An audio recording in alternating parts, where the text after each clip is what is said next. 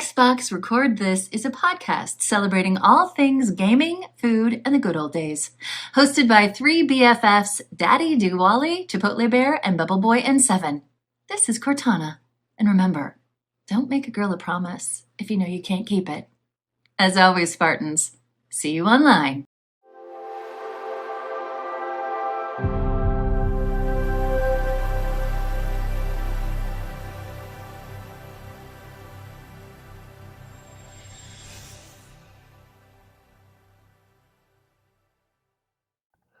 Oh, hello. DaddyDWALLY here. Welcome to Xbox Record This, episode 82, the Happy Thanksgiving Spectacular Battle Royale of all special edition episodes. We are recording on November 24th, 2022. I literally just got back from Thanksgiving dinner because we are XRT and we do not miss a week. Joining me, as always, is the assistant to the co-host, Bubble Boy and Seven. How are you? Oh, feeling good and stuffed. Had a wonderful Thanksgiving. Jose, Ashley please. and I just Jose. He's feeling good and stuffed. good and stuffed. Thank you. God. I forget what I was saying. Ashley reminded me on the way home. That was the first time we'd been with the whole family since in 3 years because of pre-COVID stuff. Yeah, so it was kind of cool. My Uncle Milton was there, and just a great day. I love Thanksgiving, man. How do you beat football and good food? I saw some of the Bills game. That was a pretty good ending, right? To that. It was that a was a great great game too. What happened? And the one right now, hootie booty, man. I don't know. I don't even know. There's another one. Vikings and Who won Patriots the Giants is all one? tied up. The Cowboys took it away. Oh, okay. They it started out as a really good game, but they pulled way. It's fun to watch good football because you don't have that here in Denver. Joining me as always is the assistant to the co-host, Chipotle Bear. How are you? I am great. I would like to make a quick comment that our host Dan looks mighty gruff today in a great way. He's got the nice, clean lumberjack flannel on. He's got this beautiful 2-week growth on his face. If you haven't checked out the video, make sure you give him a look so you can not only see those biceps and triceps, but also that beautiful face. Looking good, feeling good today, buddy. Happy Thanksgiving, Thank you for the kind words there, Chipotle Bear. I do have to say, I have been bulking. It is bulking season after all, and it hasn't been muscle. I'm up 9 pounds, you guys. I've just been eating whatever. Yeah, I was going to say, what kind of bulking? Yeah, exactly. So, and I feel great. So yes, Chipotle Bear did point out, it is no shave November. This is the first time I decided I was going to do it because I had lined up perfectly. And I just shaved like the day of, like right before, right on the 1st. And I was like, I need to become a man for once in my life. And so it is, like I said, the 24th, I've almost made one more week to go here and I will have done it. Allie hates it, but you know what? I am really starting to like it, you guys. She doesn't like the way you look. I thought it looked pretty decent, like especially with this flannel. Like Jose said, I was like, oh man, I almost pulled it off. So thank you. You could pretend to be a real man. Like you gotta carry around the hatchet. I know. Because like this is as close as I ever get. I do like maybe 7 things in my entire life that could be considered manly, and I don't know what 6 of them are. So past that, like she should be happy. I get it real good. The goatee section, it's just I'm still having a little problems here on the sides, and I know that's a tough spot. By the way, my assistant to the co-host, they all both have rocked the facial hair and constantly do it. And Jose goes on and off, but when he goes off, I'm like, who the hell is that?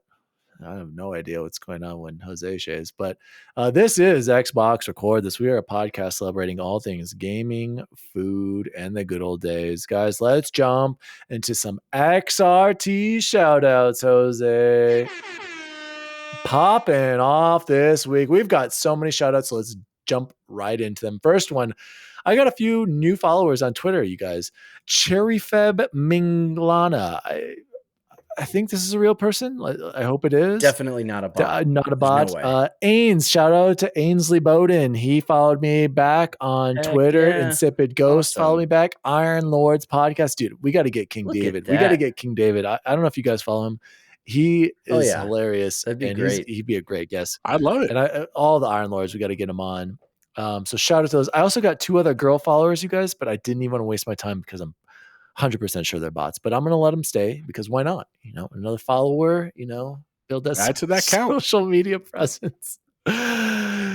PSA, if you were the girl that did follow us and you are real, just say something about Daniel's new mustache and beard, and we'll know you're real. Please. Because it's a banger slanger, I'll be honest. Thank you. I appreciate that. Also, huge shout out to Gage Marshall, who started following us, I think both on Instagram and something else.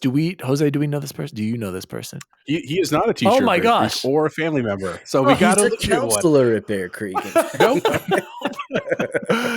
We'll take him. Gage, welcome. Shout out to Gage. Dude, this person, he is real. Martinez, and I'm like, this has to be related to Jose. I just first thought.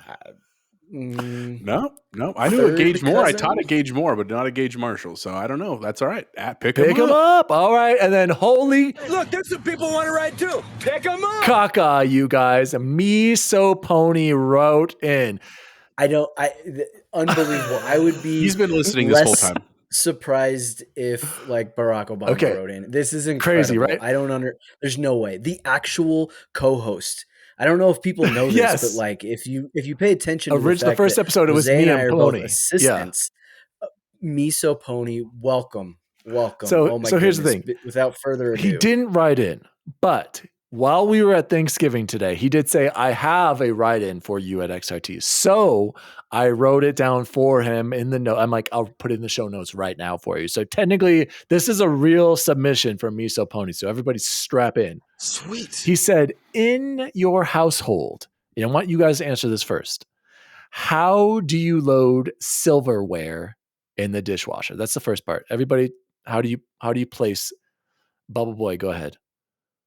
Yeah, fantastic question. And I have bled over this and argued over it, maybe even possibly gotten like 3 or 4 divorces leading towards this.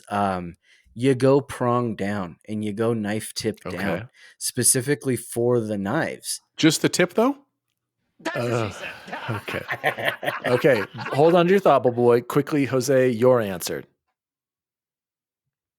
Oh, so mine's a different answer. I would go prong up on forks and no sharp knives in the dishwasher. That is the correct answer because wow. Here we go. And Wally here answering this question. We all have completely different answers. I also go prong up, and I used to be an all prong down, just like Chance. I used to be just like you, Bubble Boy. But then I read in the official Samsung dishwasher notes, which I also learned adding the pre-wash in there. You got to go prong up, spoon and forks. You got to put those up. I know I was against it too. I don't like it. I switched to it. It helps. Is this like that stupid, monkeys peel bananas from the bottom? Well, here we go. And then knives, of course, prong down. That's insane, right? So he also specifically said, second part of his question, he said, how do you do sharp knives? And we all said, Bubble Boy and I, we're all pointy down. Of course, we're pointing that scary sharp end down. Jose is a psychopath. He apparently hand washes every knife and does not put them. Yeah, who does that? I even specifically put in the dishwasher all the dishes, and I can say this because Ashley will never listen. All the dishes that aren't supposed to go in the dishwasher. In. So, did you hand wash that? But yep, I sure did. No, I put it in the dishwasher. Jose, go ahead. Explain yourself. No, I swear to you that if you talk to like I don't want to say a knife expert, sounds like I'm talking to Dwight Schrute here, but if you talk to people like who work in sharp knives, you don't put them in the dishwasher because it degrades the sharpness of them. Now, I guess granted, you could also sharpen them every time you use them. I just think that's a waste of time. But we have exactly 5 sharp knives in our kitchen, exactly 5, like a chef's knife, a little paring knife, a bread knife. This little green other knife, and then like a medium-sized knife. That's our entire sharp knife collection. Those would all be. We don't wash them. Okay, wait. Are we talking about like we have those, like steak knives? Yeah, we have like steak knives. Those would be pronged okay. down though, for sure. Now, to be fair, I also wanted to point out it's an urban myth thing that people put the knives up because they believe it gets more clean, but that's an urban myth. Science has disproved that you can put the pointy side down. That's what I was saying. Really better and much safer. Yeah. And Ashley's always like, yeah, but you're gonna cut all the plastic at the bottom. I was like, I'd rather cut plastic than my fingers. But by the time you cut the plastic, but you need to do dishwasher. And that's exactly why I wanted to go into your earlier point. Have you ever gotten a knife so dull that it was deteriorated because you were putting it in the dishwasher, Jose. No. Exactly. So put them in the dishwasher. Let's go. But I put all those but, red and green ones. I put them on the top rack, the little one that goes on top. I put them on the top rack, Jose. Yep. And then all knives, I don't care. From now on, I'm going to put them in the other way. But I have to say, I think it's easier to grab them out actually when they're all pronged up for some reason because I just manhandle them. You know, I just kind of grab them out of there. I don't know. The forks, right? Everything. Oh, yeah, that's fine. But anyway, Jose, go ahead. Last point. Oh, wait. To close it off, though. Pony asked me this because apparently he lives with even more psychopathic people than Jose. Well, Jose is actually less. He's fine. He explained it some more. I'm rooted in science over here. But Pony told me that his wife and mother-in-law place knives pointing up. Everything pointing up. Sharp. Yeah. No, Ashley does too. Yeah. Oh, I'm not kidding. Explain yourself. You know, if you watch her argument is just pay attention to what you're doing, and you'll be fine. No. And I'm like, I thought the thing that I thought you were going to say one more point was I love how Pony refers to them as his I wrote that. I have to take credit for that. I wrote that on there. Go ahead, Trolley. I was going to say, if you ever want to help people understand, you should show them the first episode of the Chucky show that's on Sci-Fi because it's all about that specific situation with the knives. You can probably guess how it ends. Just throwing it out there. There you have it. It's settled. Everything can be pointing down. I will start going back to that because Jose told me that. I guess I probably just followed what the picture showed on the Samsung pamphlet or whatever, the directions or whatever. So I'm going to go back to that because I agree. I watched a YouTube video that I have to share with my older roommates, aka my parents and aunts and uncles. I'm like, guys, you don't need to rinse it. You're wasting water by washing your dish before you're putting it in. Just put it in. And the dishwasher does its job. He showed this whole, I got to share this with you guys, this YouTube video where he's like, this is a cheap dishwasher. This isn't even like one of the better ones.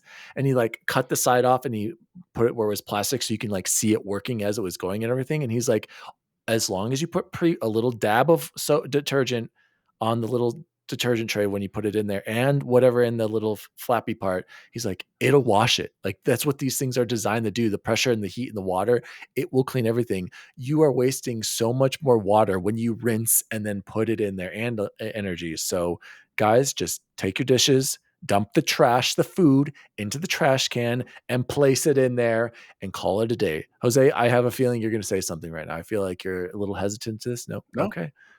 All right. So there you have it. Huge shout out to MESOOPWNY. I'm going to clip this whole thing and make you watch it. So I don't care. I will send it to the nerd chat. You should wrap it up for him for Christmas as a little thumb drive or something. That would be good. Bubble Boy, why don't you take away this next write-in from Claire Fowney? Yeah, you got it. Hello, gentlemen. Hoping that you three had a wonderful Thanksgiving today.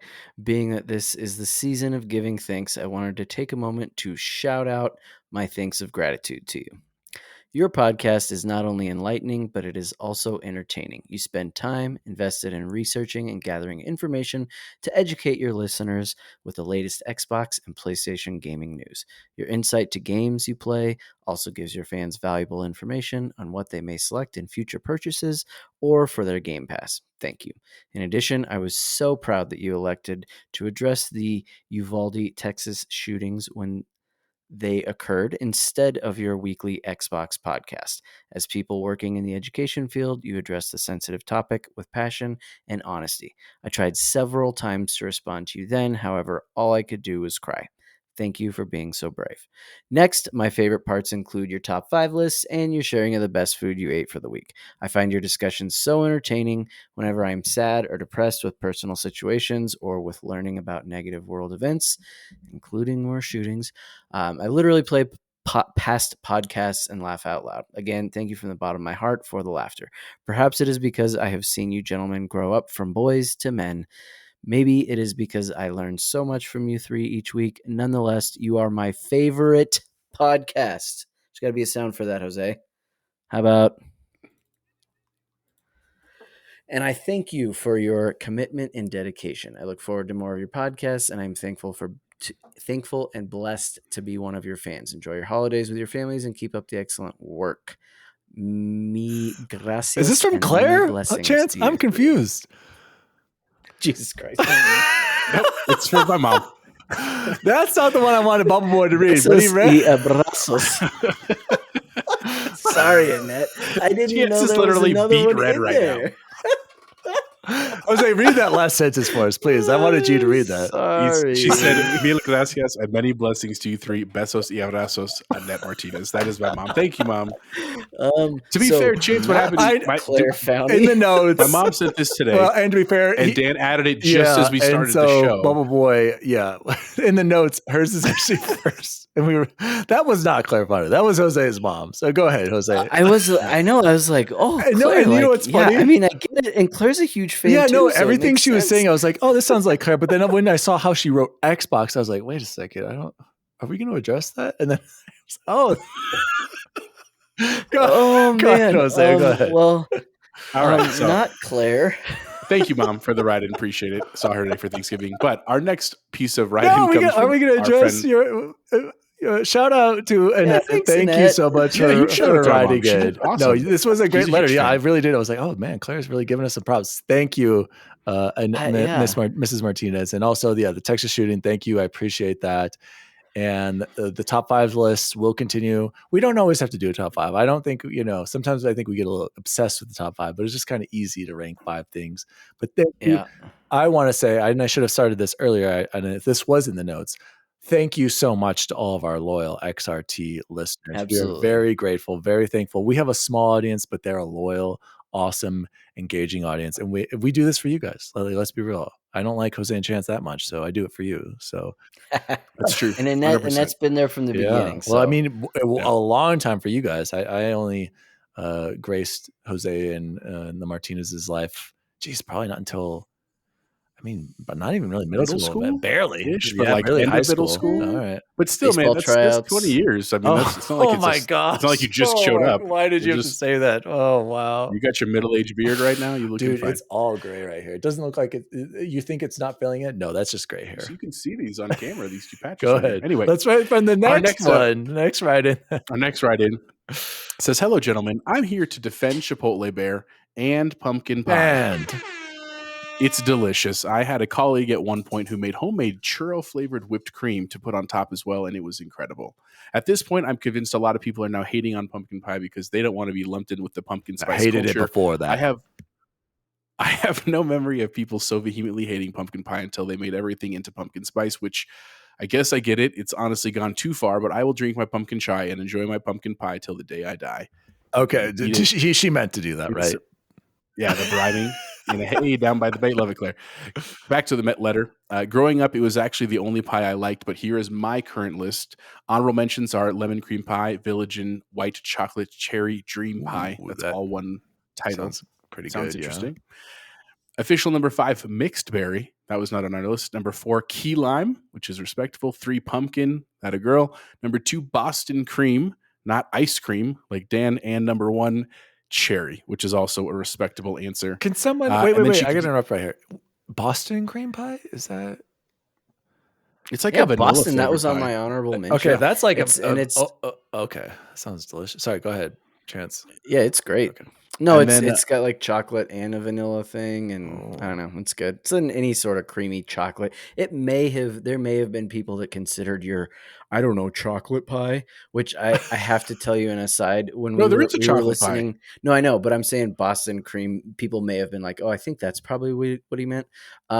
We were listening to that episode in the car on the way to gymnastics, and when we're just like, what's your favorite pies? I swear to God, Cora shouts out, chocolate pie. There we go. Perfect. All right. Claire continues. A note about butter cake / pie. My family from Louisiana has a version of this too. It's called chess pie. The legend is as follows. A picture, a little Southern woman who brings this delicious pie to gatherings and people rave about it. And then she initially just says, it's just pie. But because of her Southern accent, it sounds like it's chess pie. It's just pie. So everybody assumed that that's what the type of pie was called, chess pie, which I'd never heard of. That's a cool story, Claire. Thank you. And then she ends with, I think the game deal alerts that are now available are really cool. It makes me more likely to try new games if I know I'll be getting a good price on them. Excited about the XRT awards. I have to give it up to Elden Ring. It made me into a gamer. See you online, Claire. Claire, thank you as always for writing in.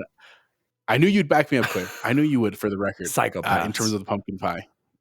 Well, Claire is a genius, which I'm not saying was a genius. Several people have said that before, so maybe that's why we like the pumpkin pie. Well, Claire, despite your opinions on pie, which, by the way, I want to point out, pumpkin was not her number one pie.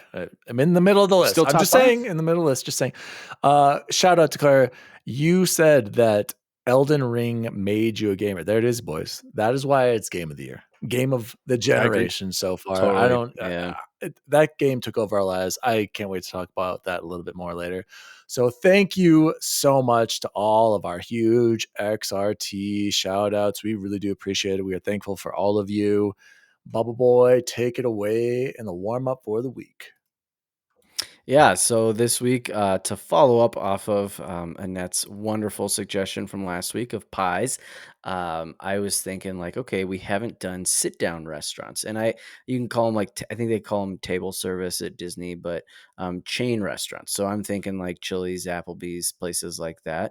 That I, for one, I know some people get really like turned off by those, and they're like, oh, I'm not going to a chain. Like I have to go to family restaurant or something. Lola's downtown, the scrappy Mexican trendy urban restaurant that closed because the food wasn't that good. Yeah. And overpriced. And I love a good what was Las Casuelas, right, that we used to go to, Chapo? Like a good family-owned Mexican restaurant. For the fights. Yeah, the one on what was it, Mississippi, right? Down that way, yeah. But can't go wrong with some of these others. So who wants to start here? Best top Jose, 5 why don't you go and chance table service restaurants? I want to go last. Top 5 chain. Correct. Chain. Meaning, so to me, meaning like you had to. There has to be more than one in Colorado and throughout the United States. Oh, then my list is and we clarified you have to be basically sat by a waitress. Yes, so like and have a server, not a smash burger. That's like Allie said, smash burger. I'm like Allie. Correct. No. That would fall under the fast food. So, this was actually a great conversation for Victoria and I. For today, for Thanksgiving, we went down to see my grandmother in Rocky Ford. It's like a 2.5 hour drive away. And so just talking about lots of different things, TV we're watching, whatever. And so I brought up this and I said, let's talk about favorite restaurants. And to be fair, Victoria typically is one of those people who's like against Chili's and Applebee's. She just doesn't like that kind of get her out of here. She doesn't eat red meat. So that makes it more challenging for her. But some great ideas. So my quick honorable mentions, Olive Garden, but only the breadsticks. Otherwise, I don't like Olive Garden. Applebee's, but only the Brutus, because Scott and I used to go there, Hargreth, and have a beer after we finished graduation every year. It was like a good memory thing for me, the big Brutus at the bar. What's the Brutus? Is that it's a 20-ounce beer. So like they call it like a brew. They just the Brutus. Oh, right? So you don't like Applebee's at all? It's basically what you're saying. Yes. No, it's just exactly not my top 5. I don't hate them. Olive Garden I actually don't love. But the others I don't hate. They're not in my top 5. Isn't that because you don't like Italian food? What are you talking about? I love it. Look at me. I love Italian food. Like it's not like I'm not like ashamed of it. I just don't love Olive Garden. Okay. I also had to give a shout out to Hard Rock Cafe. It didn't make my list, but like that was like big in the 90s. And I remember traveling a lot when I was younger, and like Hard Rock was always like a nice bastion of like solid food that wasn't crazy expensive. And I like the idea of having memorabilia from like music and stuff. So I'd have to give a shout out. Official number 5 though is Red Robin. I do like Red Robin. We go there. The kids love it. I love the burgers. I like the clucks and fries. I like that they added the pizzas there. I think drinks are fairly priced. Like big shout out to Red Robin. That's my number 5. Number 4, Cheesecake Factory. Big fan of Cheesecake Factory, right? Not only the dessert piece of it, but I think that their entrees are really good. I like that they actually have a massive menu because you can take people there and like everybody gets something they like, right? That's a nice benefit of it. I will say typically service is not great at Cheesecake. Like it's just slow, like because a lot of people are there. And I could only imagine if you're a chef and your menu is 80,000 items long, having to learn all of that, hard, right? Number 3, Bad Daddy's Burgers, right? Like if you've not been to Bad Daddy's, I think it's an awesome burger chain place. I think it's better than Red Robin in terms of the burgers. I like that you can create your own. I like the atmosphere of it. I think it's a really great pick and underrated. My number 2, Perry's Pizza. Perry's Pizza is a sit-down place. They have really awesome pizzas. The New Mexico Yankee is my favorite. It's like a white sauce with green chili and stuff. It's amazing. You can also get beer there. And then my number 2, this harkens back to DWALLY, is good old Yard House. I love the Yard House, bud. They have good food. I love the selection of beers. I like the environment there. Huge shout out to the Yard Hope it continues to do well over time. So that is my official list of top 5 sit down. Yard House is number 1 for you? That's my number 1, bud. And it was hard. Like, I mean, all of these are honestly pretty close to each other. Like, there's not like a clear winner, but I like, again, the menu at Yard House. I like the lots of beers there. It does feel like a little more fancy, I think, than some of the other ones, even though it's not necessarily priced as fancy. So I appreciate that fact as well. All right, I'll go next, Bubble Boy, because Jose reminded me of something. I can't really think of any others. Honorable mention, Red Robin. Classic Red Robin, honorable mention for their burgers. It kind of forgotten to me. I forget about Red Robin, even though I enjoy it, you know. Another honorable mention, Cheesecake Factory. I realized we just go there and get cheesecake to go. So overwhelming menu. It's fine, but like Jose said, takes a while. Just overwhelming, though. If you like Italian, their pasta is like really good and popular. Overrated. Go for the cheesecake. Just get that to go. And then I gotta say, garlic knot. You brought up Perry's garlic knot. I don't. Is that a chain? Yeah, I'll put it as there is more than there's one more in than one in Colorado for for sure, but I'm not. I don't know state wise. So pizza place, New York style pizza. Only problem, heinously overpriced. Like you get one pizza, it's like $25-$30. I'm like, it's so good, but we got one pizza. The only thing more expensive is Jets. Jets sucks. Okay, so here's my top 5. Number 5, Buffalo Wild Wings, and I have it on there. Number 5 because I love their wings, Asian Zing Mango Habanero. That's all you need. But I realize we don't actually go there and sit down very often. It's mostly a to go for us. To go, right? So you know, that's why I'm like, I would probably rank this higher because I love their damn wings. But no, number 5. Number 4, Chili's. Chili's is always solid. Every time I get Chili's or go, I'm like, this is just solid. It's just so good. I just get the what's the hot Mexican? You get the Presidente Margarita. No, that's what I don't. No, I don't. I get the chicken and steak. And served on that hot plate. The fajitas? Yeah, the fajitas. I couldn't think of fajitas. Dude, it's been a while. You're drawing a blank on fajitas? Fajitas. I get the fajitas. Classic. That's how you pronounce it. Very good to go, sit down, and to go. Problem is, we don't go there very often either. And it's always packed. Oh, Chili's is always banging and slaying it. I think it's a little too salty for my taste on average. It's good food, but you know what's really good though? I forgot. Shout out to Chili's. Their salsa. It's watered down, but it's always good. It is always good. Their chips and salsa. I do enjoy it. It's always good. Similar to. That's fair. I don't love the chips. They're so thin. I do like them. I like them a lot. I need it. Yeah. I like it super. Super. Number 3. I'm surprised. Did you say this, Jose? Texas Roadhouse? You did not have Texas Roadhouse. Love it. Only because. Let me finish. Only problem. It's delicious. I'm always satisfied. I'm always like, this is great. And even when I get to go, it's not as good. But when you go. It's just that place is always packed, like overwhelming. From 4 p.m. until you got to go early, or you're screwed. So problem with that, or get it to go. Number 2, like Jose said, Yard House is always solid. I have many memories tied to Yard House. We can't talk about on this podcast. Not all good ones, but it is solid. And I like how Jose pointed out. It does feel like a class above, right? It's just feels classier, right? Than like a Chili's. No hate on Chili's. I'm just saying. Great selection of beers, even though I don't drink that many, but great drinks, just solid food. Sometimes really good. Sometimes I'm like, but love Yard House. And number 1, Jose had this as honorable mention, which is disgusting. Olive Garden. Every time oh my God. Every time I go, Jose, I'm just satisfied, man. It's just, the unlimited breadsticks, the zuppa toscana, the salad, and you got to get that. God, you with your peasant food over here. I just realized it's good to go. It's good when there's one over here by Denver West. It's like a hidden gem. If you go around 4:30, 4 to 5, barely anyone's there. I get great service. Yeah, why do you think that is? Because I'm old. Because it sucks. No, it's always packed. The one on Alameda and Wadsworth is always packed. Got to give a shout out. And so these 5 places are like the only places Allie and I go. And so I'm like, that's why these other ones, this must be my top 5. What about that real expensive place you go? That's not is that a chain? Does that count? Domino's?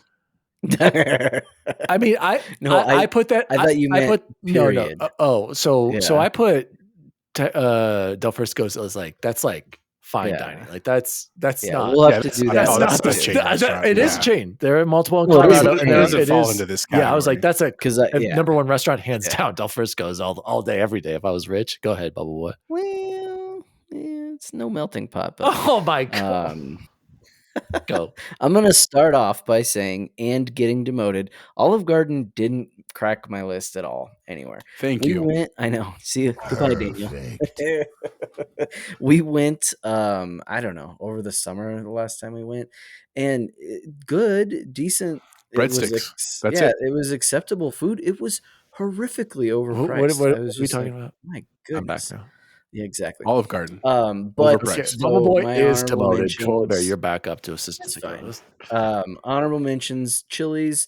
I've even gotten sick like 2 or 3 times after Chili's, and not going to stop me from going back.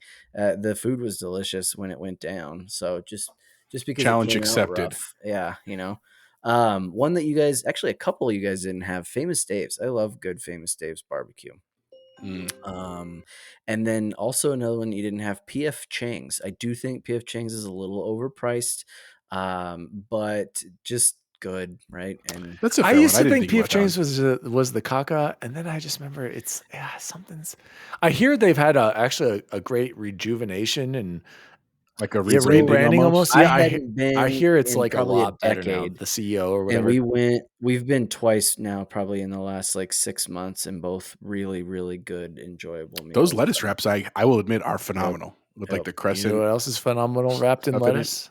Protein style In-N-Out. Just saying. Nope. Last 2 honorable mentions: B-Dubs, Buffalo Wild Wings. The reason that I had to take them off of my top 5 and put them on an honorable mention was because they don't do the all-you-can-eat lunch anymore. At least not the one by us doesn't during the. Are we savages living in Las Vegas eating at buffets all day, Chance? Yeah, I am. Absolutely. You don't take something like that away. That's all I'm saying. Last honorable mention, Applebee's. I do order more than beer there, and I enjoy it every time. So, you get that Bourbon Street steak with the Oreo I gotta shake. point out, you guys, listen to all these restaurants they're listing here, you guys. These guys go out all the time and go to all kinds of different places. I barely could think of 5 where I'm like, I consistently go to. So these guys are living every life. list you come up with. Okay, there's an argument for another time. Chance, top 5 Little Debbie's, which might be a good one. Well, I thought we got to do that.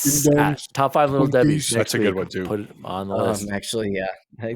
Ding. There we go. Number 5, definitive list. Texas Roadhouse. Love the rolls. You didn't mention how delicious the rolls were, and the fact that I you like can the just steak. eat them peanuts and throw them on the floors. Yeah, the steak's okay. Actually, you know what I've been getting the last few times I've been there? Chicken.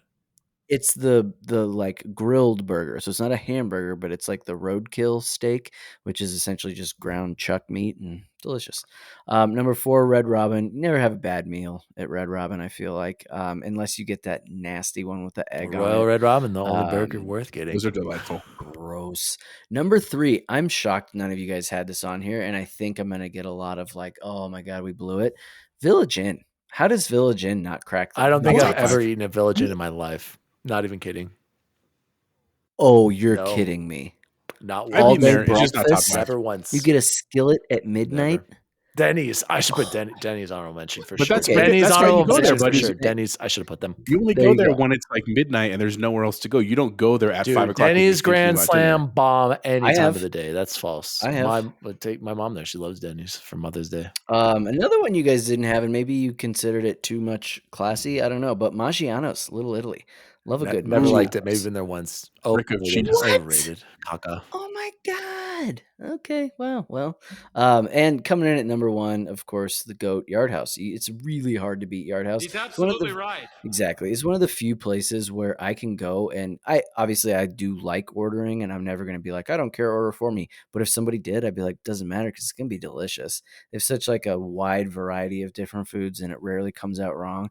One of the craziest things is at first I was like, I don't know, it's kind of fancy. I swear when you go during happy hour, it's the cheapest one on here by far. And it's cheaper than Village Inn. It's cheaper than Chili's. If you go during happy hour and you do it right, even if you don't necessarily, it's really not for the quality of food that you get. It's so hard to be disappointed by Yard House. Completely understand and agree. And like I said, if I didn't have such a history of the Yard House, and if I wanted to remain married, I kind of had to put Olive Garden number 1. But no, honestly, I put Olive Garden number 1 because also I have a lot of family memories going there. Like that was something like my parents and my brothers. We all enjoyed it. Otherwise, Yard House is up there. Like these are all great. I love going to all of them. I can't hear the name Mark McGwire, Sammy Sosa, or the home run chase without thinking Olive Garden, because for some reason, if you remember back in, I don't know, somebody has to look that up, I don't know when that 98. was. Yeah. Yeah, when that was going on, that Alameda and Kipling, that Olive Garden right there, man, I think we went there like 3 times during that home run chase. And Remember we used to go there for like school dances, and we're like, we got to take our ladies Yeah, I somewhere know. fun. We're going to somewhere Olive Garden. real nice. Real nice. Great warm up. We are only 35 minutes in, but I don't care because that was some great discussions. Thank you, Bubble Boy, for setting that up for us. If you have a warm up for the week, please write it in and also send us your top 5 chain sit down, sat by a waitress restaurant or server restaurant. Send them in. Guys, let's jump into some Xbox news for the week. Thank you for all of you guys, mostly Bubble Boy, it looks like, for setting this up because Bubble Boy, take it away with this first story. The first story is Can we kind of combine them long. all together? Do a quick summary. Combine them all together. Thank you. No, you don't even need to click on any of them. The titles alone. If you're listening out there, and even if you're also watching and you can't see our show notes, which is everybody, you'll notice that the top 3 stories of the week are all about crying Jim Ryan. The one thing that I'll say that is kind of different, though, that finally came up was the fact that there is a news story coming from one of my new favorite places to get news that I didn't know was a thing for a long time, is the True Achievements website that links only the most important news on there. But it says a new report suggests the Federal Trade Commission is likely to file an antitrust lawsuit to block Microsoft's proposed $69 billion acquisition of Chance, let me jump in Activision right there before we just to kind of catch everybody up. Okay.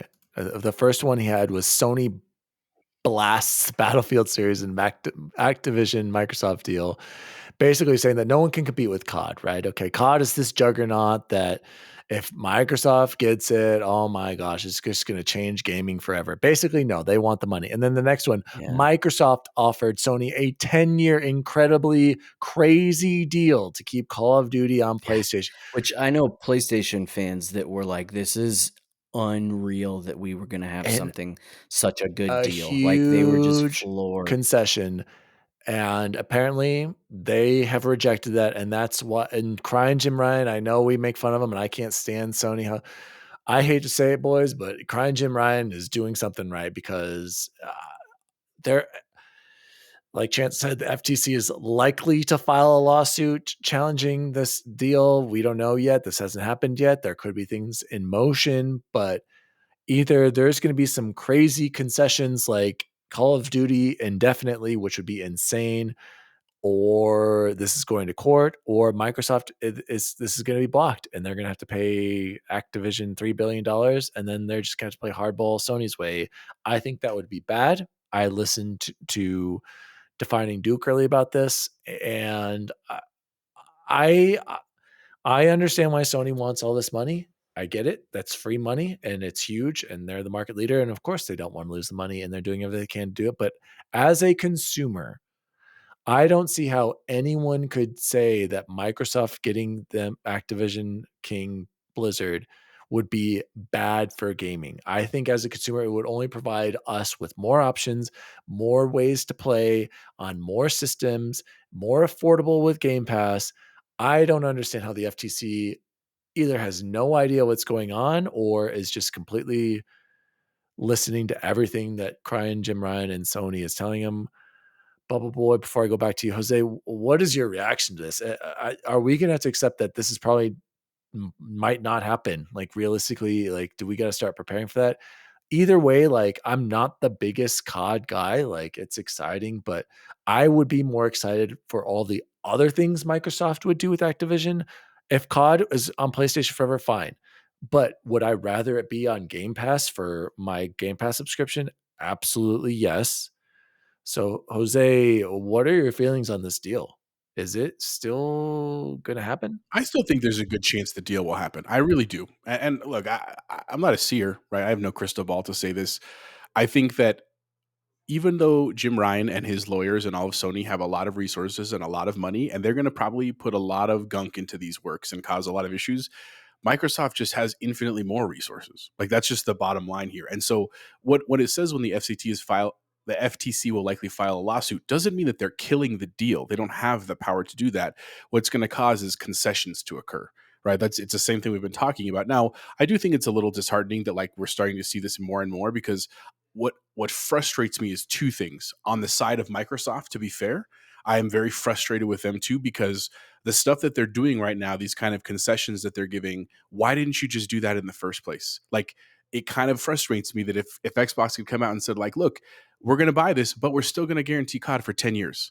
And we're like, or like where Phil Spencer said on the interview with iJustine, the Two Brains podcast, and said, hey, we're going to give it to PlayStation. As long as there's a PlayStation to make COD for, we're going to make COD for it. Like, if they had just done that day one of this deal, that would have eliminated a lot of this, right? Now, to be fair, and we've said this before here, I don't know if they had planned to do that. They had maybe said like, well, let's see how it goes and we'll hold that in our pocket. I just think that was the wrong move. What frustrates me though on the Sony side of this, and it does a lot more, is that every time Sony has thrown something at Microsoft that seems even remotely legitimate, and again, all around COD, not around Overwatch, nothing not else, around just, League of Legends, just COD. not around Candy Crush, it's only COD that's in the news.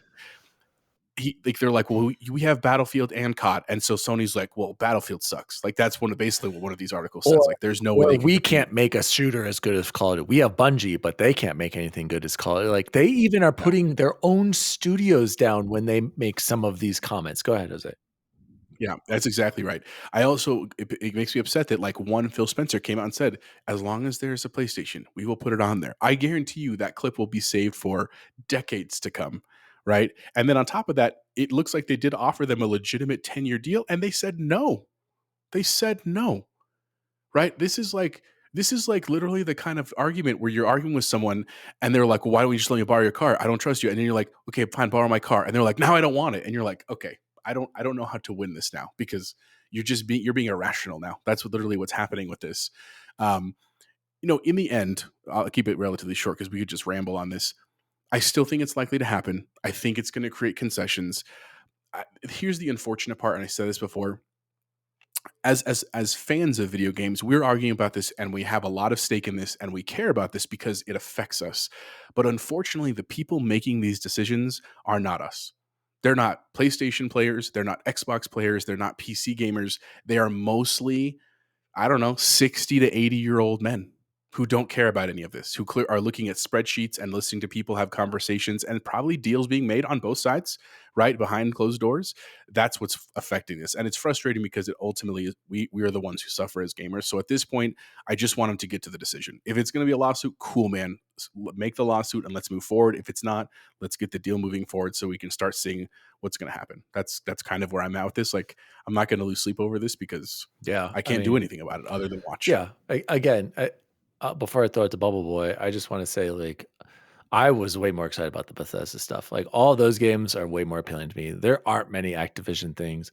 I just don't like Jose said, the way Sony is handling it. Makes me less likely or it's less desirable to me to want to spend money on PlayStation platform anymore. Like, I refused. Like, Miles Morales is on sale. I'm like, I don't want to support that. I don't want to support that system.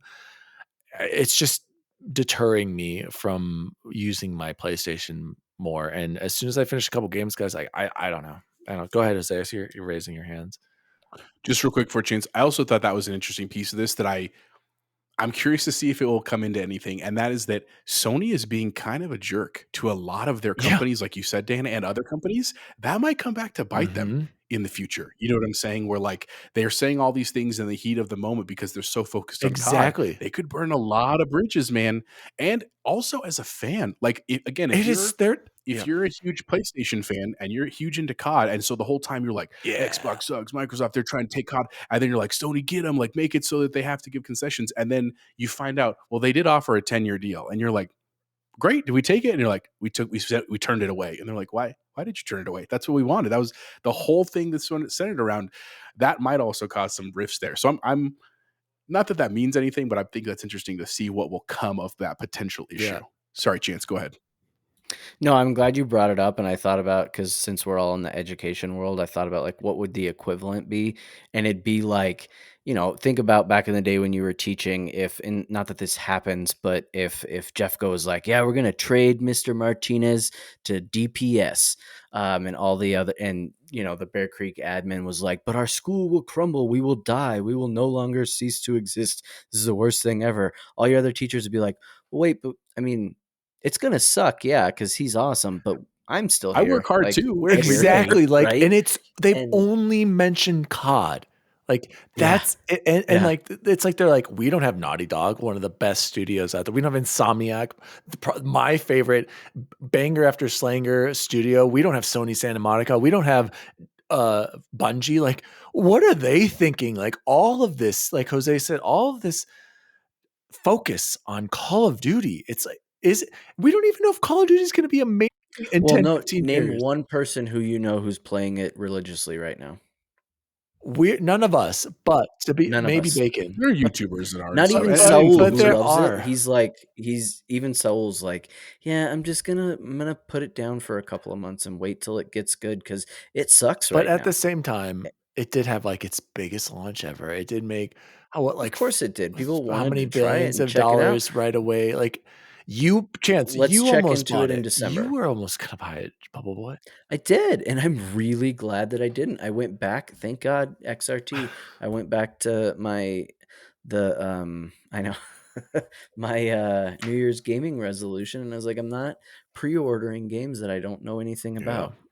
And luckily I was right Bubble on this Boy. one. And I'm sure it's still fun and stuff, but yeah, like I would be so offended right now if I were one of those other companies like Insomniac and stuff. And Bungie. I just, right? Yeah, Bungie more than anybody, right? Because Insomniac's been there, Bungie's only made Halo and Sony Santa Destiny, some of the Monica. best first-person shooters Exactly. ever. Like, Exactly. anyway, we could talk about this forever. I was going to ask you, Bubble. No, I know, and I didn't want to, because I'm usually the one that's like, let's stop. But I did feel like there was some new stuff here, and I don't know. Like, imagine. Go ahead. I was just going to say, I'm fine.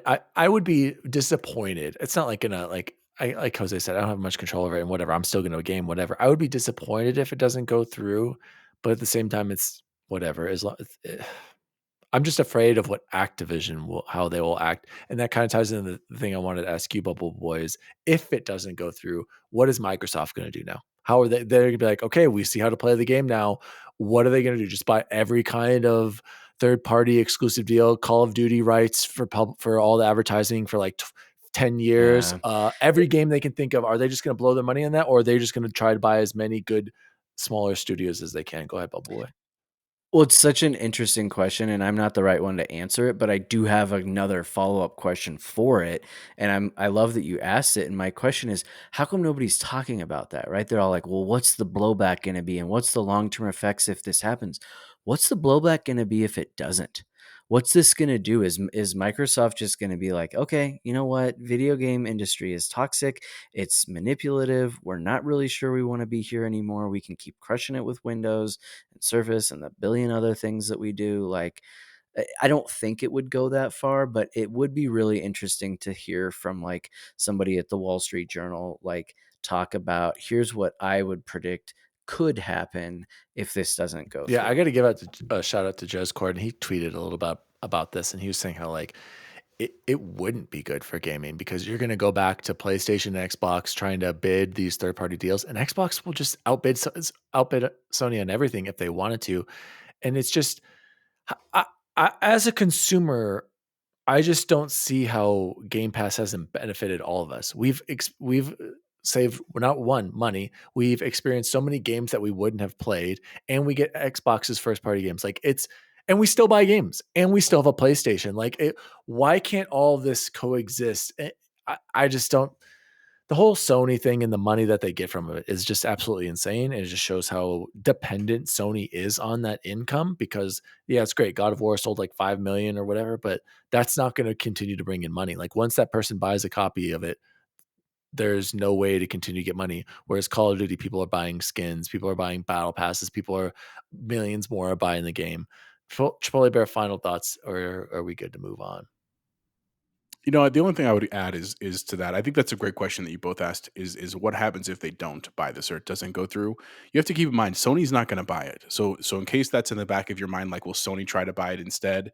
No. Wouldn't Sony's that be net worth wait? right now is that would be absolutely insane if they could just be like, okay, well now we're going to buy it. Like how would that even be considered or a possibility? Well, but I'm saying, just saying, like, the logical for people that don't study this, who aren't looking at like what these companies are valued for and stuff. Just so you know, Sony's net worth as an entire company, I'm talking everything they own, the film divisions, the gaming divisions, the technology divisions, is $100 billion, which granted is mathematically enough to buy this 70 billion, but it would basically bankrupt them. So it's not going to happen, is what I'm saying. So at the end of the day, if it were not to go through, it's not like Sony would be in the running to buy them as well. It just means that Microsoft wouldn't acquire them, and they would probably go buy a bunch of other stuff is probably what they would do, because I think they've honestly just invested too much at this point to back out of gaming altogether. I don't think that's realistic, but they'll, like Chance said, and you said, Dan, that they know how to play the game now. They'll exclusive deals. They're going to buy all the startup companies they can. They'll basically get back to this issue of like this question of market power, but chunks at a time. Instead of taking this big old 3/4 of the pie, we're going to buy a slice at a time until we're there anyway. So I still think I agree with you. This is a better decision for them and probably better for all gaming, but I think that's more of a doomsday thing of like, oh God, what's going to happen? Like, is it going to fall apart? No, they're going to still continue to exist. They're going to make money. And then Microsoft and Sony are going to decide how they're going to divide Call of Duty basically, and the rights and all that kind of stuff will probably be what happens. Let's close out with that next story that kind of ties into a chance. Xbox and PlayStation don't expect to launch new consoles until at least 2028, documents reveal. This is coming from Tom Ivan over at VGC. Did you post this, Chance? Or was that Jose? Sorry. Yeah, I did. And it was interesting. I'm just curious how you guys feel. But my initial thought was like, good. I'm really glad about that. Of course, I was one of the first in line for the One X, Series right? X. Like I was obvious, the One X, when they had the Xbox One and the mid console. Yeah, you were there for Xbox One X, Series X. Well, yeah. I'm saying, and I will continue to be, but at some point, like it does feel a little rushed, to think that there would be something sooner than that. And then to relate it back to the Call of Duty thing, what they're saying to turn down 10 years, that could be the next 3 generations away, or not 2 generations away. This so one this and one, the next one it would cover. Yes. And the next one. Like, think about it from that standpoint, and you're going to be like, oh my God, Call of Duty might not even exist then. That's what I'm saying. And so to think that, at least going back to this story from VGC and Tom Ivan, seeing something that I guess hasn't been, they haven't confirmed this, have they? But it seemed like it was a pretty legitimate idea that we still got quite a while with these consoles, and that makes me happy. So I'll just say that as soon as PlayStation says all their games are day and date on PC, or at least a lot quicker, I'm just getting a mega PC and I will be selling my PlayStation. Jose? I mean, that's actually a question I thought of too, Dan, was like, I wonder if the next console thing will actually just be like a card that you put into a PC. You know what I mean? Like, at that point where we're just being able to upgrade pieces as we can. I think the one cool thing out of this article that I think was just for some perspective is they say that basically, and this article was from VGC, and I'm just to give credit to them over there who wrote it, because it was not us, was Tom Ivan, sorry. That they aim for 8 years. It's an 8-year cycle for new consoles. Now, granted, that doesn't mean that in the middle of 8 years they can't have a refresh with updated internals. But in terms of like design and general kind of like the playground, the sandbox that you get to play in. That's what I was trying to say. You're looking into an 8-year cycle. By the time this happens again in 2028, Penelope will be starting high school, right? My oldest daughter, right? And she's a child right now. Right. That is kind of the way I start thinking about years, in the sense is like what were the life cycle of my own children.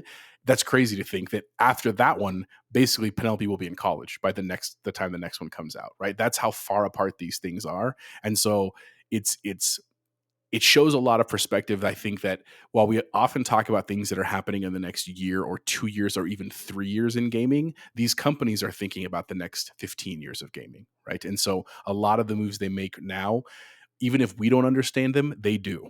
You see what I'm saying? Like, that's the thing I think that is kind of important here. And so we'll see what happens. I think, again, they were crazy to turn down that 10-year Call of Duty deal, Sony. But again, I'm super happy with my Series X. And, if there's a refresh, I'll certainly consider buying one. But I won't have the same kind of like scare if I don't get it day one, like I did with the X, where I was like, I got to have this freaking X, man.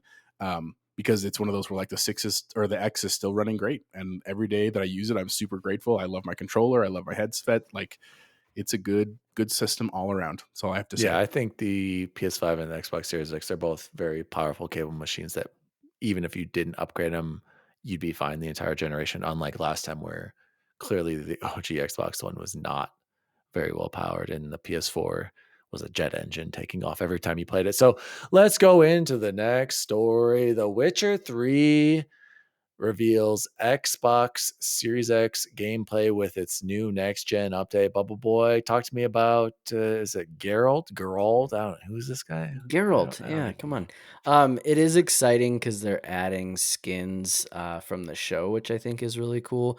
And I am a massive Witcher fan. That's my number one highest played from a time standpoint game on any Xbox console.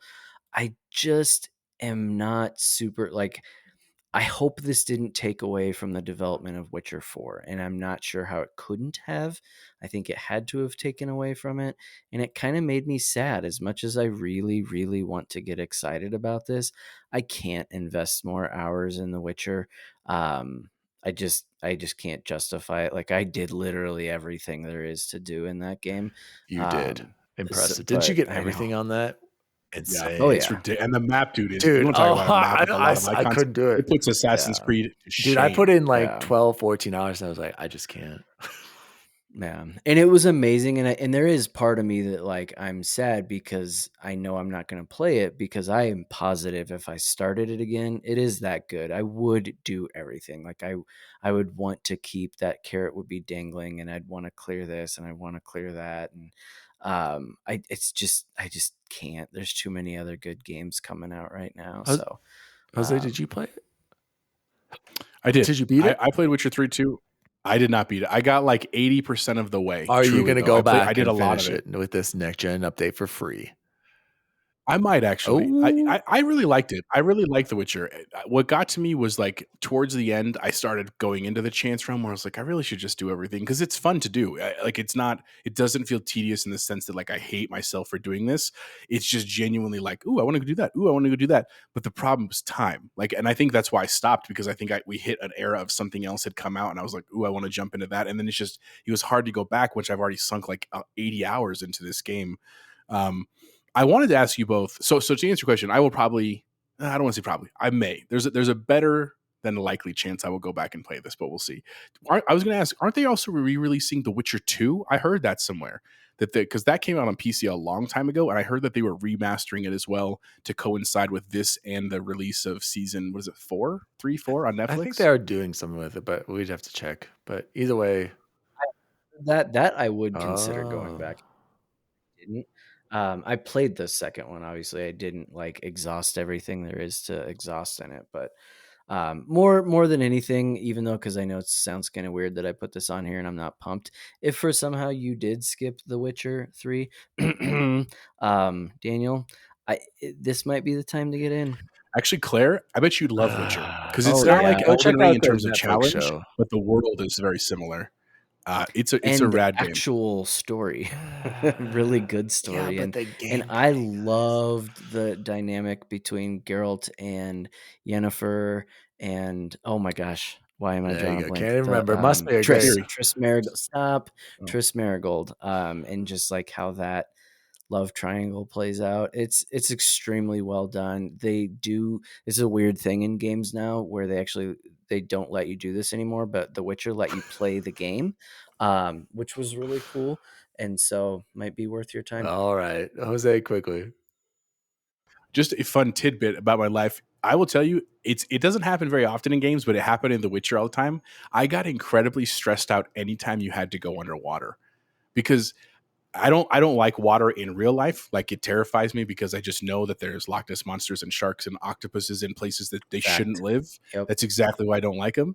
And in that game, there are pieces where I wanted to go into water, but it's kind of murky, and there are legit monsters in a lot of the water. And so like, I would literally be like, have to like psych myself up, like Al Pacino piece with Inch's speech, have to like, okay, you can do this. You have to go down to this temple, and then like go down. And as soon as something like attacked me, I was like literally jumping in like my room because I was afraid of that aspect. But other than that, loved the game. Just want to throw that out there. Next story is Elden Ring, the board game official Kickstarter trailer. Bubble Boy, why would I want to play the board game when I could just go play more Elden Ring?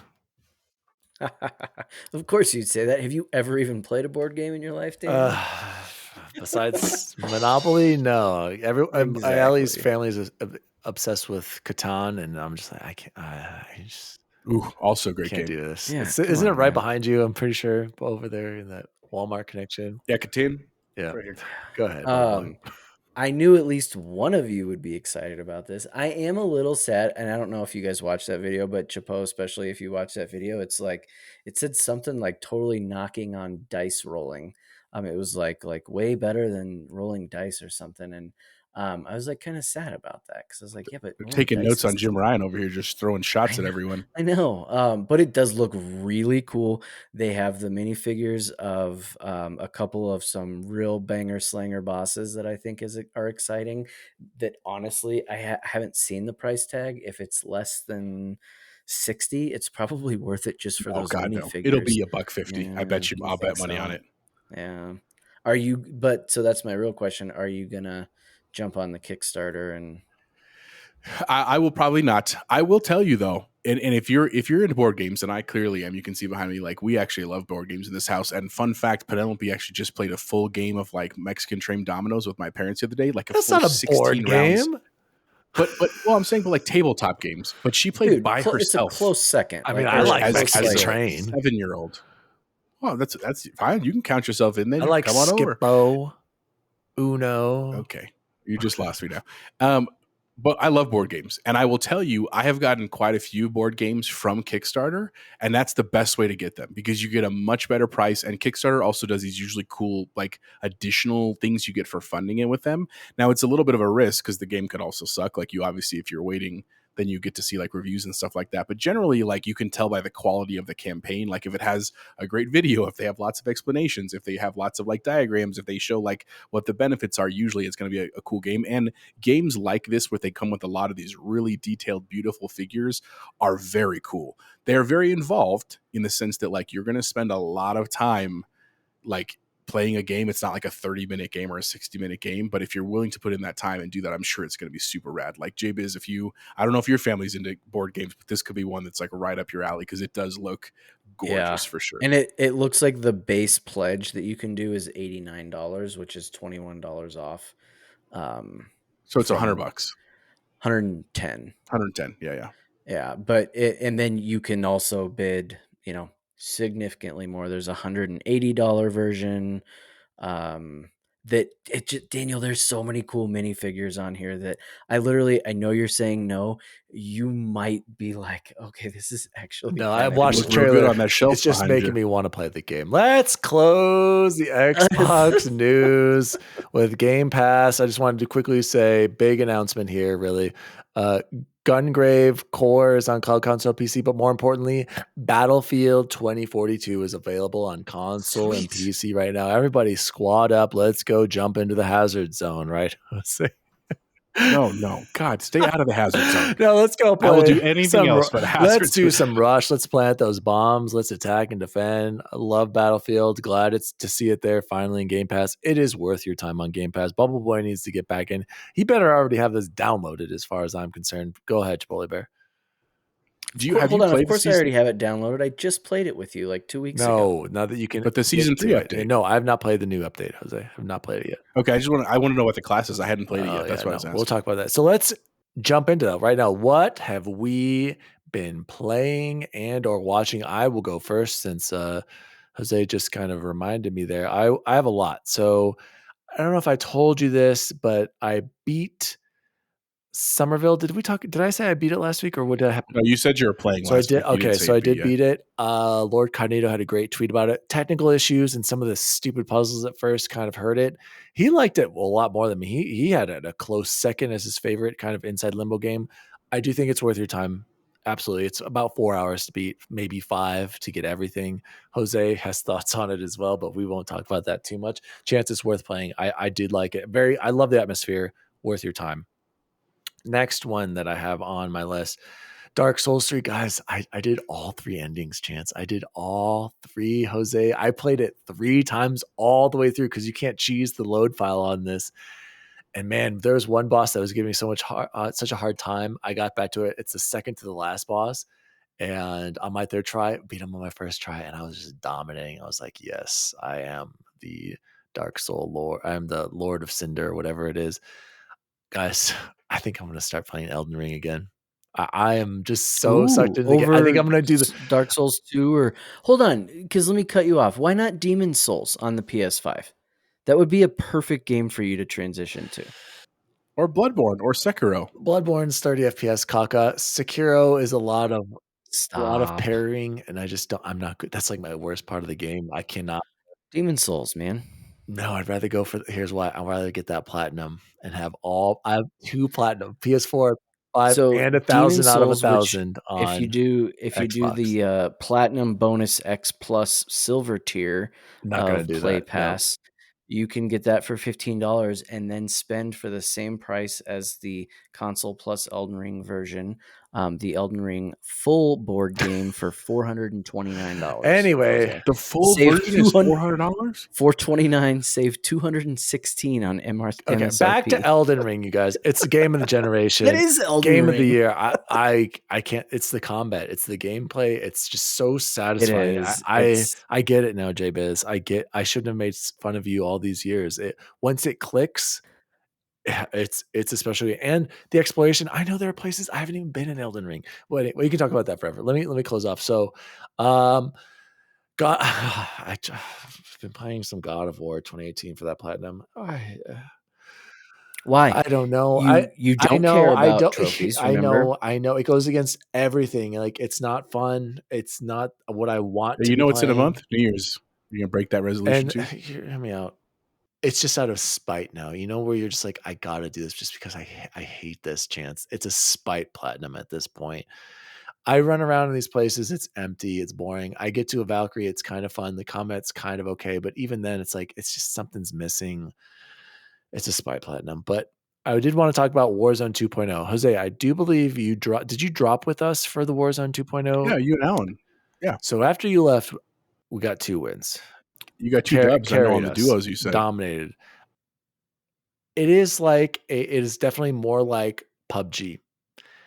And it's more tactical. You're not moving around the map all fast like you were before. It's more slow paced. And I like it, Jose, but I'm not like in love with it. You know, it's weird. I think it's good. I think it's well made. He's absolutely right. But I think the problem is I know Alan really likes it because I'm just looting for like 10 minutes. And then maybe I'll run into a couple of guys. I'm like, I think that's why I liked Rebirth on Call of Duty, because that was a smaller map and it's more fast paced. You're getting into firefights. You have to be shooting and killing people and get engaged. Otherwise you're out, right? And you can get back in quick, right? In Rebirth, which is awesome. This is more slow paced and it's more looting and it's good. It is well made, but I'd rather play Halo Co-op with Bacon. Also been playing that. Love that. And last thing, Jose, before I send it over to you, I just wanted to say on the Battle Royale. Oh, I forgot. Go ahead, Jose. Maybe you'll jog my memory. There's one more thing I wanted to talk about. Go ahead. No worries. Think about it. Let me know. I was going to just add, I was watching a video the other day. I think it was from IGN actually, about the top 15 things that changed from Warzone to Warzone 2.0. Just because I know Jose, we're going to play a little bit. Quick. I remember what it is. I do like the new Gulag. I do like having a teammate. I think that is a good change. I do like that, especially if you were actually in the party. Well, actually, you'd have proximity chat. They probably hear you on both sides, so never mind. I do like having a teammate in there. I think that's a good change. Go ahead. I agree. Well, that was my point. So I was just not sure, and I was like, I know we're going to play this a little bit, but we're not going to play it enough, I think, for me to like really get into all the intricacies. So I wanted to see. I agree with you. I think the new Gulag is cool.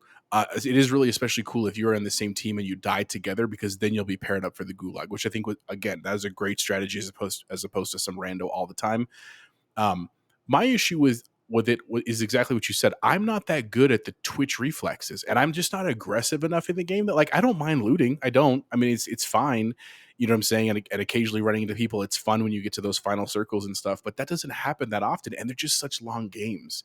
I think that I wanted to let you know that they did mention in the video that they are thinking about potentially a rebirth sometime in the spring. So that may get added at some point. That might invite us all back. But I agree with you 100% that like it's cool. I respect it. I don't hate it by any means. I just don't love it because I'm not a diehard COD guy. Yep, exactly. You know and I think that's a great point, Jose. I think if you want to be successful in this one, you have to be. I just think. Let me jump in really quick. Yeah, if you're a diehard fan, I'm sure you love this. This is awesome. This is amazing. And like Jose just said, to be good at it, to get good guns, you would have to spend that time in the multiplayer. Otherwise, I mean, I won both rounds just by randomly picking up the ground loot, which isn't that great. And then I picked up one guy's gold gun because he had maxed it out and everything like that. Pure luck because I killed him. And it's, you're right. If you love Call of Duty, I'm sure you're going to love this. Go ahead, Jose. I was going to say, I also think, and this is a hot take, I think this is actually geared towards PC. And I think most first-person shooters are, but specifically the backpack system. Like, I think it's a really great system if you're on PC because you're just clicking what you want really quickly. I think on a controller or console, it's hard because you have to know exactly what you're looking for and how quick you are, because otherwise you're sitting there going through an inventory screen, someone pops in and you're dead. Like I think that's I don't love that aspect. I liked it much better when everything just dropped on the ground and I could be like, I need armor, I need that gun, I need the what's the thing that blocks missiles on your thing? Trophy system. Thank you. Go ahead, Dan. So yeah, and I was just tying into that, which I forgot to say. It's kind of hard to see the loot. I feel like it's not very easily identifiable when you're looking around, Jose, and I didn't like that. It is very much like PUBG. It's probably a better loot system than PUBG because that was janky, and I'm sure if we played it a lot, we'd get a lot better at it. But I had problem like identifying things. Like I think they need to make it brighter. Go ahead, Jose. The other thing I wanted to ask you, tell me about Stick of Truth. That was a pro tip, actually. I got to hear about that. We're going to get there. So I'm done. I know. So that was the other thing they mentioned, that to change the colors. Remember how we did that in Halo 2 where we make the enemies pink and our friends are yellow? You can do that in Warzone, and we didn't do that. We should do that if we play good. Anyway, what have I been playing? So obviously played a little bit of 2.0 with Dan and Alan, and it was fun. Anytime we're playing with our friend group, even if it's a game I don't love, it's always a fun time. And again, we play games to have fun, so I'm happy. Also, I have been playing the new winter pass of Halo. Again, having a great time. I also really am like pretty proud of myself and that I do pretty okay, even when I'm not playing with my friends who usually carry me in other first-person shooters. Like I'm competitive, and I think the upgrade system is fine. I'm already on level 15 of 30 of the winter pass, and I really have only played a handful of times, so I think that's a great system. I've also, like Dan said, I'm still waiting for December 2nd, baby. God, it's right around the corner at this point for Callisto Protocol, so I'm not trying to get into a big game. I did play Somerville, and I do have thoughts. I feel like I'm taking crazy pills. If you ask me, for the record, and Chance knows this, I know Dan knows too, I'm a big nerd. Like, I love sci-fi stuff. I love medieval Middle Earth stuff. I like horror stuff. Like, I'm into these games, and I loved Inside. It was a great game. Weird, but awesome. So I was pumped to like Somerville. I was like, this is going to be really cool. It's going to be this cool story. And I, just like Dan said, it hooked me. Like, even though the story is pretty minimal or it's pretty straightforward, I was like, okay, I'm compelled. I want to move forward. I want to see what happens. And it is only like a 4-hour game. And I feel like I wasted like 3.5 hours of my life. I know that that's a hot take from people. And I know that a lot of people have given it praise. Dan was shocked to hear me say that. It wasn't that it was bad. I just don't see what the hype was. And maybe that's what I'm missing. Maybe it's just like there's some element that I missed. But like I liked the puzzle mechanic, but it got old pretty quickly. Like I thought that was boring. You know what I mean? Like I agree with you. It's kind of the same thing. With like the Outlast games, I love those at first, but then once you can't fight back and you're just running, I was like, this is dumb. Like I want to engage in combat in actions with my stuff. So I did finish it, for the record. I did get all 5 endings, 3 endings? I forgot. I got all the endings on it. And it was I got the best ending. It's a good ending. I liked it. I am super glad that I'm not going to play it again. I'll put it that way. In terms of your time or money, in my opinion, I would not pay for this game. I agree. Right? Game if you Pass. need a quick, fun thing to do for Game Pass, it's not worth your time. It's very unique. I like that it's a unique game, but I still think, especially after what I talked about with Gotham Knights and Scorn, I think that we're given too much credit to weird games as opposed to good games. Right? I would put this in the weird game category. Last but not least, playing Battlefield, super pumped for Season 3. I hope we'll hop on that later here tonight or this weekend. But in the meantime, I was trying to find something to play because I'm waiting for the second. I was like, I either got Cult of the Lamb, but I think I'm going to sink a lot of hours into that, or I have Stick of Truth. And I will tell you, I got exactly 3 minutes in before I bought Fractured But Whole because of course it is absolutely incredible. And I'm telling you, I like South Park, but I'm not a big South Park guy. Like I only seen through like season 5 and then a couple random episodes. And it literally, you can ask my wife, I want to go back and watch them all now after just playing a couple hours of this game because it is literally laugh out loud funny. I love the combat system. I love that the gameplay involves you like looking for things all around the map and like it's got a little bit of the Metroidvania where like, oh, I see that, but I can't get it right now because I clearly need some skill that I don't have. It's funny. Like I don't mean to be crude, but the way that you get named as a character, I literally laughed out loud because a spoiler alert, it's a tiny spoiler, is that you put in your name like you do in any game. I completely forgot about it, Jose. Oh my gosh. Like Jose or Chipotle or whatever you want. And then Cartman, because he's the leader of it, he asks you, oh, did you choose douchebag? And I was like, and you could choose yes or no. And so I clicked no, of course. And then I entered my name again. And he's like, okay, douchebag, that's your name. Like that's how you get named in the game. Phenomenal. Like just a very lighthearted game. It's exactly what I needed after Somerville. And even though I probably won't finish it by December 2nd, it'll be a great game to give me a little reprieve from Callisto Protocol when my adrenaline and blood pressure is so high that I'm like, I need to decompress. It'll be a great game to go back to. And then again, I bought Fractured. I was going to say, I almost right was going to buy that for you too, but I was like, well, what if he doesn't like it? But then I'm glad to hear that you like it and you will like I did, and I bought it. So it's in my back Truth is better catalog. to me. You're going to get to one point. I can't wait to talk to you about that one point where, that one level. I know exactly what you're talking about. I just got to the I think I'm about to leave the alien ship. So I'm still pretty early in the game, if that makes any sense. Oh, you'll know what level we're talking about. You can't miss it. It harkens back to the game Inside. Don't worry about it. Is that the right level, Daniel? All right, good to know. So that's what I've been playing this week, man. It's been for the record, it's been Thanksgiving week, so I've been off from work. You've had a lot at night and during the day. Very nice. Bubble Boy, update us on your God of War saga. Yeah, exact same as last week. Like tune into the last 3 episodes and you'll know exactly what I'm saying. With the exception that Power Wash Simulator keeps progressing.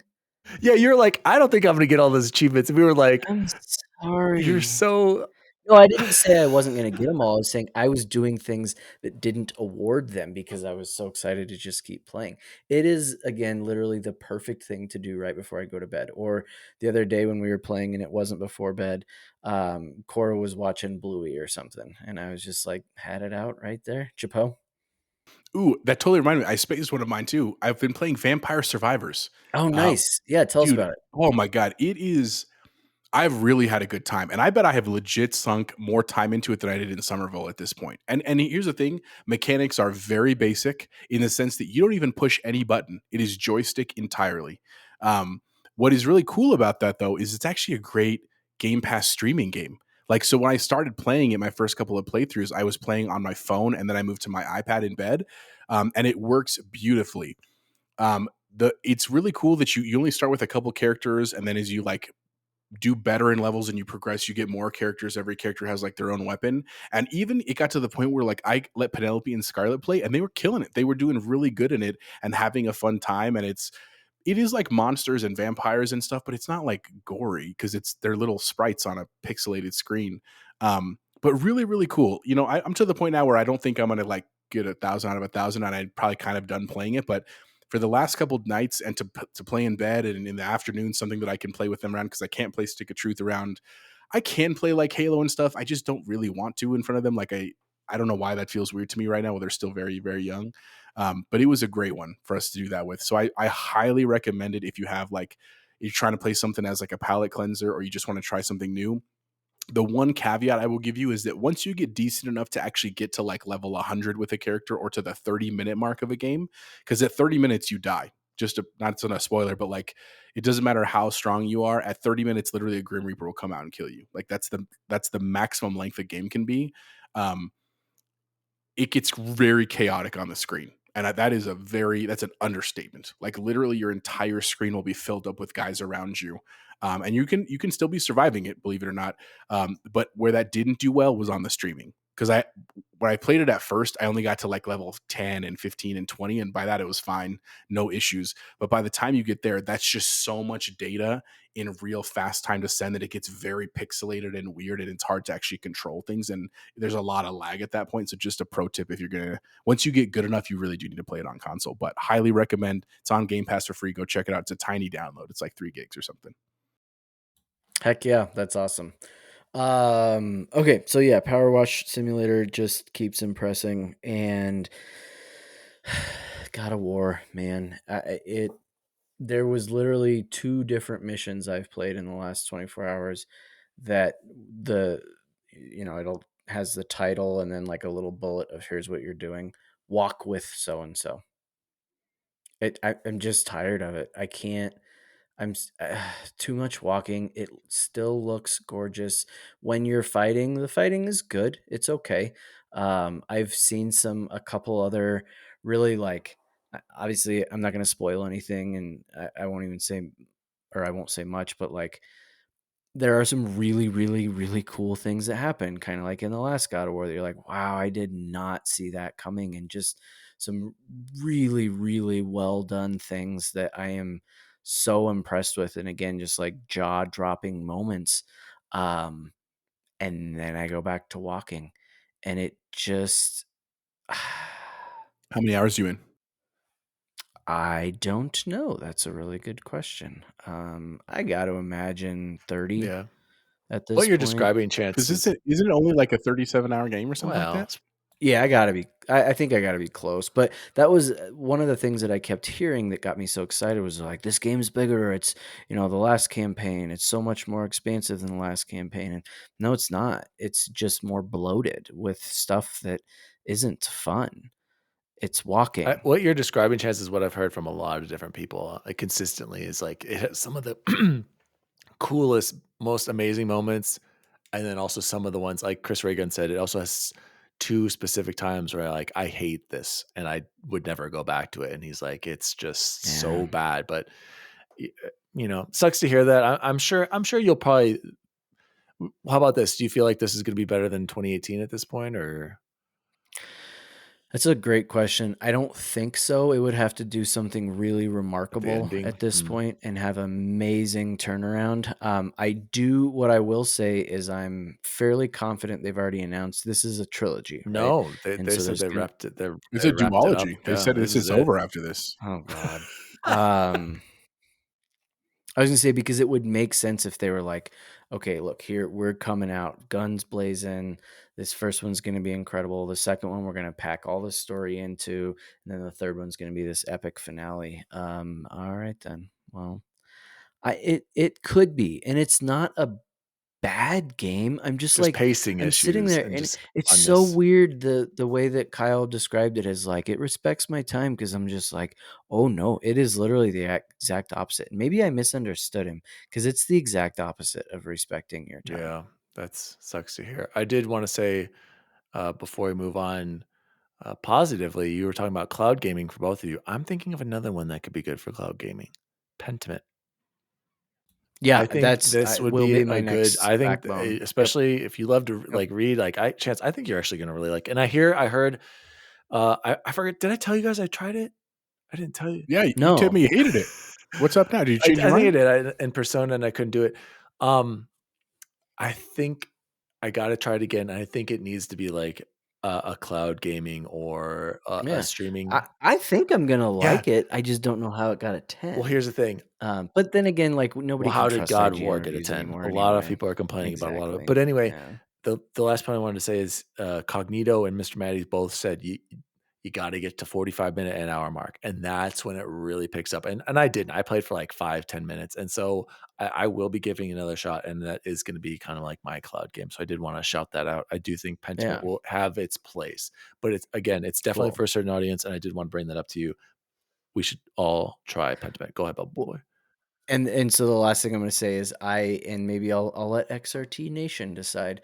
But I am, after going through God of War, I am jonesing to get back into a From Software game, and so it's either going to be Demon's Souls or Bloodborne, which I will then follow up with Miles Morales, I think. Very nice. For my PS5. Did you pick up Gotham Knights for Black Friday deal though? Not to play, but to have. I told somebody it would make a really good Christmas present for me. Better get it. Does that? Santa? I mean, $35. Yeah, that Walmart deal is incredible. I mean, it's half off from 2 weeks ago. So, all right, heck yeah, I'll be excited to fire that. Let's close the show like we always do with the best food we had this week. I will go first here, gentlemen. Thanksgiving is great and all, but let's be real. The best food I had this week, guys, and I know, man, I had Chipotle like a couple of days ago, and I hadn't had it for a long time. And this one on Union, you guys, it just slaps it out of the park. Grand slam every time we go there. It was so good. You get your chicken, make that double chicken, please. And then you get your queso. Oh my God. Guys, this is one of the best Chipotles I've had in such a long time. So I got to give a shout out to Chipotle. Also, the next day, I had the 2 breakfast burritos from Burrito Express. My gosh. It is so good, you guys. So good. Just get the red sauce. Thanksgiving red, what? Red is, green is trash. Red is the only sauce. Yeah. Oh my God. So good. I was texting Askins because I was randomly talking to Askins, texting him, and he's like, dude, I haven't been there in forever. I'm like, dude, it is worth the trip and worth the money. Next time you're even close, you get to Burrito Express and you get those breakfast burritos. Jose, I made a change. I get the breakfast or the bacon, eggs, cheese, and potatoes. No tomato or no potatoes. I scratch it off. Wow. And it is delicious. And then you add the salsa, cheese, and egg and the bacon. It's gonna sound sacrilege, but you've got to get the Colorado burrito from there, man. It is. I'll have to check it out. For breakfast, look it up. But get it. It's good. Yeah, no, not for breakfast, but like at another time. I will try that. The next step on my list. Shout out Chipotle and Burrito Express. Bubble Boy, what about you? Yeah, it's hard not to say Thanksgiving. I love Thanksgiving. It's full of some of my most favorite kinds of food. And this year we went a little bit different. We didn't do our own turkeys. We went honey baked ham. Turkey, love ham. And a honey baked ham. It was fantastic. They like them cold. There's those thin slices that have that really nice crust on the outside. Because honestly, I don't usually care for the turkey at Thanksgiving. Like it's just hot take. I'm with you. Just douse it in gravy. It's delicious. But that was amazing. Yeah. But the big winner of the night, and it was so funny because everyone was making fun of him. Court made macaroni and cheese, which in my family is not a Thanksgiving side dish. He wanted to start something new and make macaroni and cheese. He had like 12 bricks of Velveeta, and then all that. Oh, I know. And like the really thick Tillamook shredded cheese, like that, it's like its own brick of Velveeta. He had like 4 different kinds of that. And it was, I looked around the table when we were, all like 10 minutes in, and I just put my fork down. I was like, Mama Rita, I'm sorry. The mac and cheese is the best part. This is incredible. And if you don't know my mom, like we do not do cranberry sauce like out of the can. She does from scratch her own like hand mashed cranberries, and she cuts up all her own little bread for the stuffing. No Stouffer's over here. And to be fair, all that stuff, Mama Rita, incredible, delicious. The mac and cheese was amazing. It was absolutely amazing. Ashley, who has a taste aversion to mac and cheese, was even looking at it like, should I try it? So shout out to Cordy. Shout out to Cordy Morgs. Yeah, bringing the fire for Thanksgiving. I couldn't agree more with the mac and cheese thing. But Bubble Boy, sad news. Also, my son, he's recently telling me he doesn't like mac and cheese. I don't get it. And he's telling me he won't eat it. Yeah, I feel very betrayed. And I'm like, it's exactly I don't, do I even know? I'm always like, yes, you do like mac and cheese, Grayson. What are you talking about? You don't get a choice here. Like, we had to do that to Cora mac and cheese. You love we had to trick her in cheeseburgers. You love cheesy thing. No, I don't. Go to your room. All right. Anyway, go ahead. Go ahead, Chance. No, that was it. I'm done. Okay. I can't. Yeah. So I agree. I love Thanksgiving. I love to eat like that, but I don't eat like that often, so I can't eat like 3 plates of Thanksgiving dinner. Like I will literally get like sick. So I didn't put that on my top list because I figured it's Thanksgiving. That's what everybody would put. And I love my grandma. She makes awesome Thanksgiving. She makes homemade bread, homemade tortillas, like everything. It's very good. Yeah. But I also want to say that other too, than Jose. that, My food was all good. It was all good, but other things. yeah. But that's not why people come to the show. They want to hear what we're doing otherwise.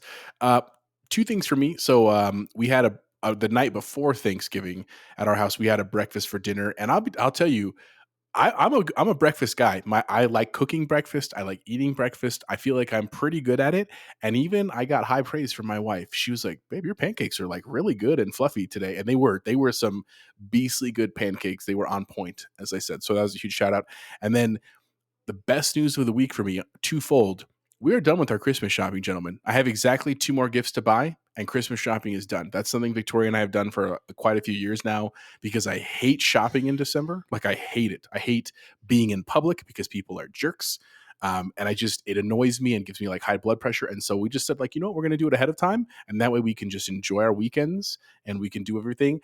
And funny story, when we were at Park Meadows Mall, and doing some shopping for different people, and this couple passed by us and they were in an argument, and literally the wife looked at the husband and said, "Jesus, Jeremy, can you please not say that right now after everything we've been through today?" And this was like in the middle of I just looked at Victoria and we laughed because I was like, that's exactly why we're doing this today.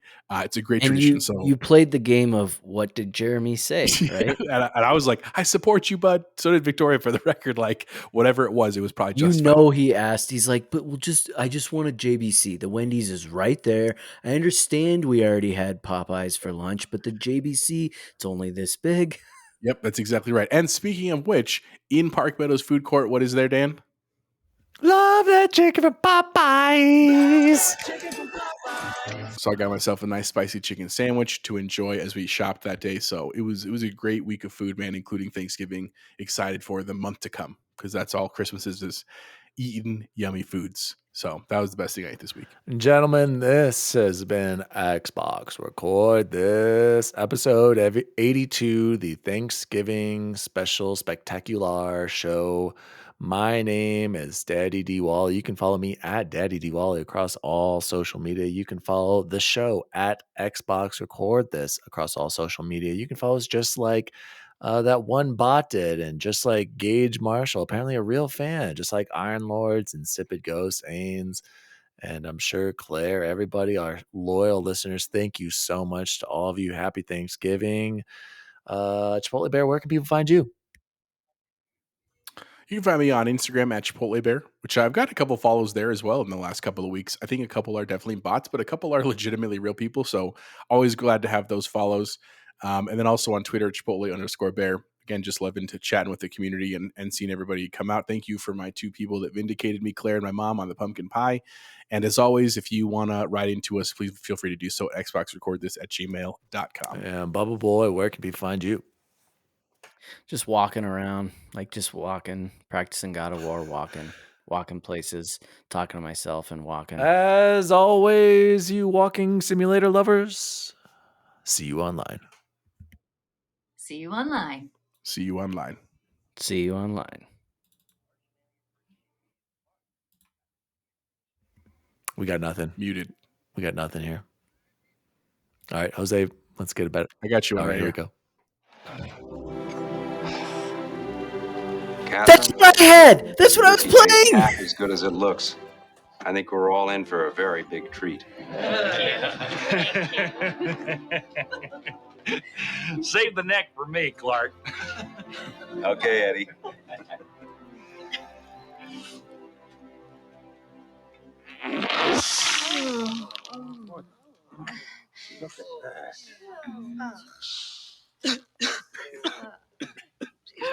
Sorry. Why are you crying? Huh? I told you we put it in too early. Oh, it's just a little dry. It's fine. I told you. Why are you crying? Xbox Record This is a podcast created by Daniel Walenzik.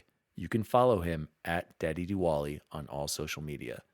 The assistant to the co-host is Jose Martinez, and you can follow him at Chipotle_bear on Twitter. The assistant to the co-host is Chance Siegel, and you can follow him at BubbleBoyN7. You can follow the show at Xbox Record This on all social media. If you'd like to find out more about the show, visit xboxrecordthis.com.